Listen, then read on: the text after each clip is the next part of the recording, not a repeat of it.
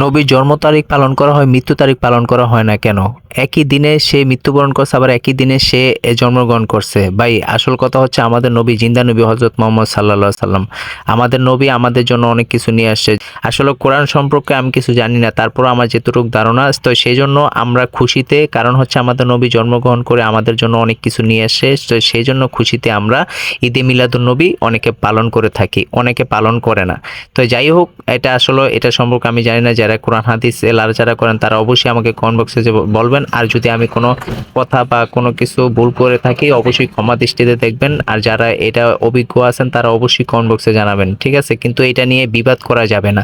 হ্যাঁ, তো অনেকে বিবাদ করেন যে মিলাদ পড়ানো যাবে না, এটা মানে বিভিন্ন ধরনের, ঠিক আছে? দক্ষিণ বাড়িভাঙ্গায় ঈদে মিলাদুন নবী উপলক্ষে বিশাল বড় আয়োজন করা হয়েছে। আপনারা দেখতেছেন এখানে মিলাদ এবং দোয়া হবে ইনশাল্লাহ। তো সবাই চলে আসবেন দক্ষিণ বাড়িভাঙ্গা ঈদে মিলাদুন নবী পালন করার জন্য।